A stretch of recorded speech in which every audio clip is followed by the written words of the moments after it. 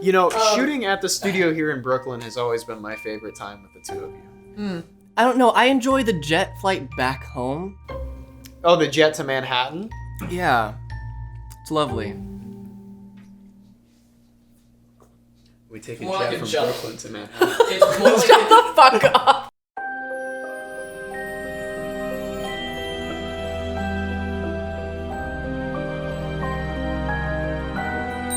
Let's begin. He rang the bell. Welcome He back. rang the bell. To episode 7 of the Mystery Society Season 2. So glad to have you here. I'm your host today, Taylor Dahl, and with me are my two best and closest friends in the whole world. Nate Doan, and my dog Sedona's in the other room. She couldn't make it, so filling in for her is Jenn Maraska. I'm not here. If only. Today, I will be telling all of you lovely people about the mystery of the Yuba County Five. So 5 men disappeared in 1978 from Northern California, known as the Yuba County Five. The 5 friends consisted of Gary Mathias, Jack Madruga, Jack Hewitt, Ted Wire, and William Sterling. They were all close friends attending a basketball game that night, about 50 miles away from home. So it was quite a drive, but they were seeing their favorite team. It was just a fun road trip for them. They all went to the game, had what seems to be a great night. After that, they stopped by a convenience store that was a little out of the way from their trip home and picked up a bunch of snacks to eat in the car. The 5 men would never actually make it home. There's a few things you should know. The 5 men were each considered at some level of mentally handicapped. So various degrees of that, and they were actually part of a basketball group for people with those kind of conditions. They were all men, so I think their ages ranged from about like 25 to like 32. But they were still, I believe almost all of them were living at home, and they were still, their parents, their boys, that's how they were. Basically, by 5 p.m. the next night, all of the families had connected and realized that none of their sons had come home. And because it wasn't like them to do anything like this, they wouldn't just not contact their families if they weren't planning on coming home like they had already discussed. So that was February 24th, I believe that was a Friday. So 5 p.m. the next night is when they started searching for them. And then it wasn't until Tuesday that a witness came forth having said that he had seen their car. So basically this man, it's a very interesting story. He was heading up to the mountain near his family's cabin to see how the snow levels were, to see if they could take a trip up there soon. As he was driving up, he parked his car and started to get out, and he had a heart attack. So he got back in his car and he laid there for a few hours recovering from his heart attack. And during this time, he had seen or heard a truck pull up further down the mountain from him. And he saw people get out. He said he saw about 5 or 6 people. He said this is what's very odd, and I just don't think it was what he saw. I mean, he just had a heart attack, and I think that's a lot to deal with. But he said he saw a woman carrying a baby. Oh. Which doesn't really add up to anything else in this story. But, and he called out for help to them, but nobody answered. He said that, I believe I heard that after he called out for help, they turned off their flashlights and, quieted down and, just passed him.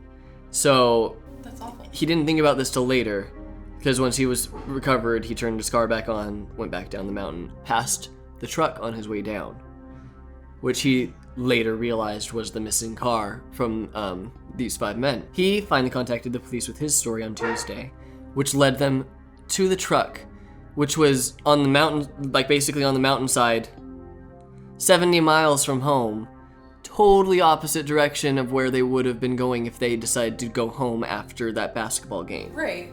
The car, they investigated the car, and it had sprayed mud about the bottom of it, like it had been stuck, but it really wasn't stuck, especially for 5 men. Like they said, it would have been very easy for them to just push it out of the mud and get it started. Like it wasn't actually stuck.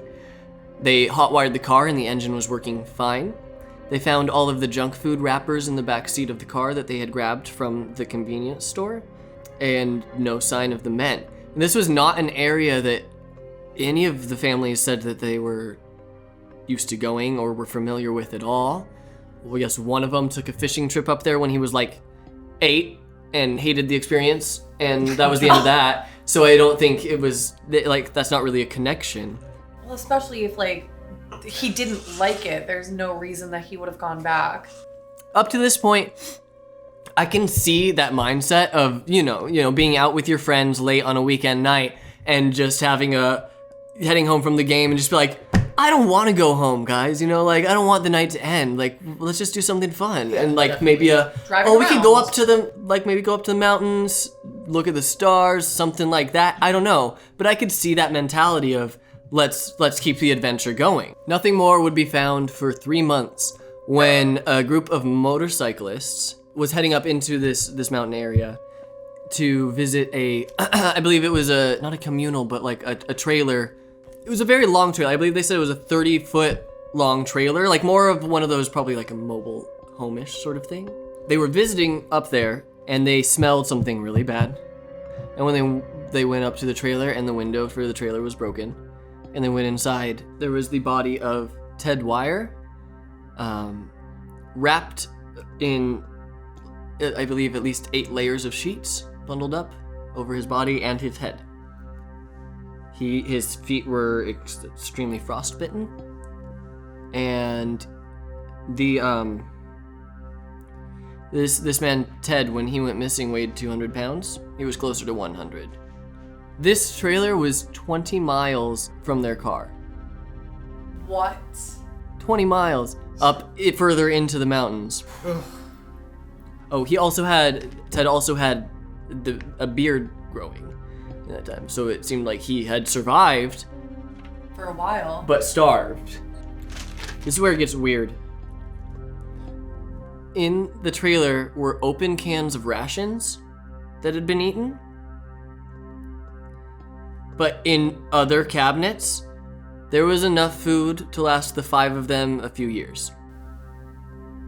In the trailer with him. He starved to death. They had already opened cans. There was also a lot of matchbooks for them to start fires with, as well as books and wood, aplenty in the trailer if they wanted to start a fire. There was also a propane tank hooked up to the trailer. They just needed to walk outside and turn it on. What? I love this story. Yeah. Man, I'm getting stressed out.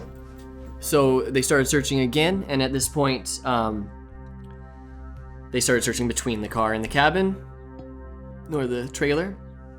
And then they found another 2 bodies, pretty close together, on either side of the road, I believe, leading up to the trailer. These 2 bodies, they found skeletons. They were proven to be Jack Madruga and William Sterling. Madruga was partially eaten by wildlife, and Sterling was only identified by some bones scattered around. 2 days after this, the final body is found.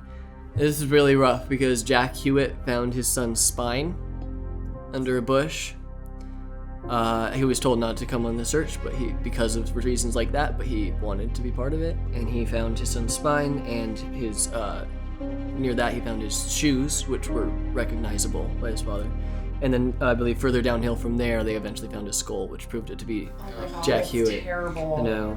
That's only 4 bodies. And that's all we've ever found. The last man, Gary Mathias, has never been found. The only thing is, we have no clues about him, except for that his shoes were found in the trailer.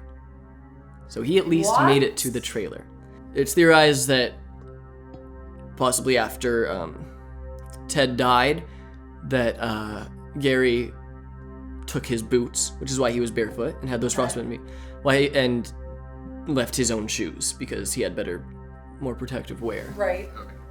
That's basically where the trail goes cold. But it leaves me with so many questions. Like, okay, why did they drive the opposite way from home? I don't think they got lost. I don't think that's... I don't think you can get that lost. I don't think you can go up a rough mountain road on accident and not at some point go, wait a second. This isn't right. Why did they get out of the car and leave? Like, they had the warm car. Like, Right. why not just stay in there? It was still running. It had the engine running. They could have probably put on heat if they had heat in...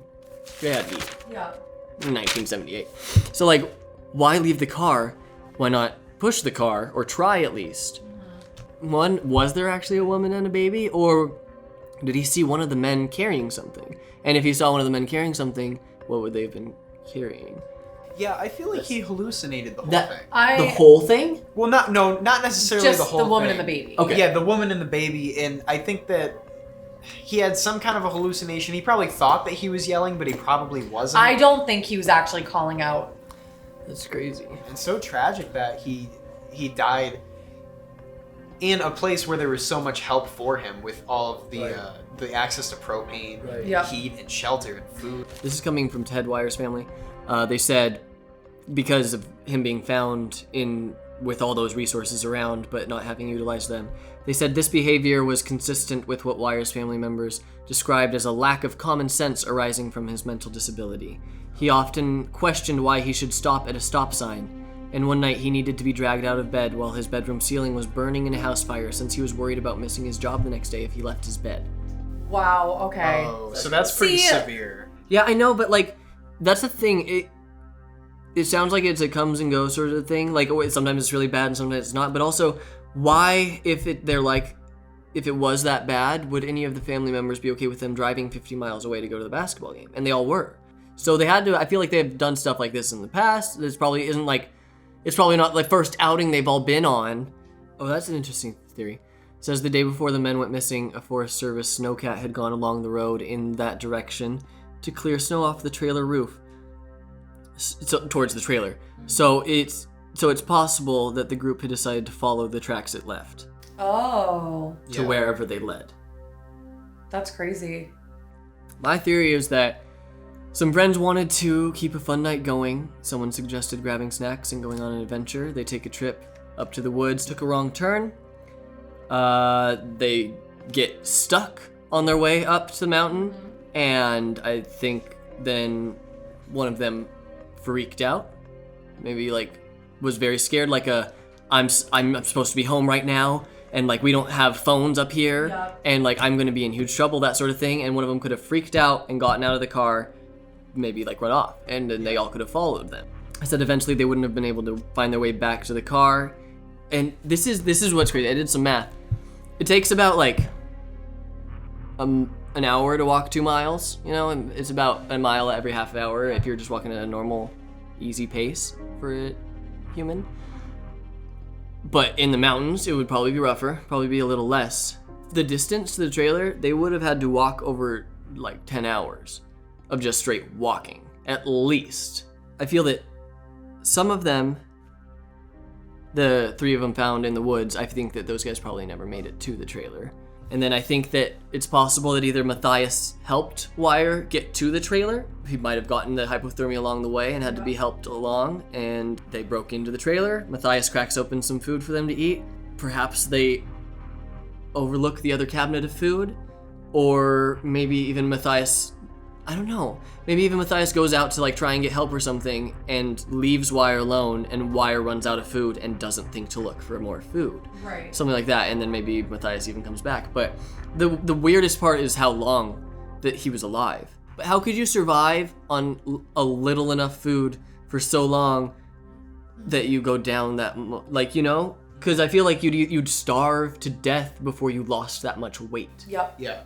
Mathias is the last one left, wraps him up in all the blankets, takes his boots, and makes a last-ditch effort to try and get home somehow. It sounds so avoidable. All of it. And it's just so absolutely sad. it is. Yeah. Well, sorry if we got a little sad, but I hope you enjoyed today's story about the Yuba County Five and the disappearance of Gary Mathias. We'll see you next week when Jen's going to tell us all about Jesse Galganov. Was that actually it? Yep. That sounds like it's going to be a good case. It is. It's real good.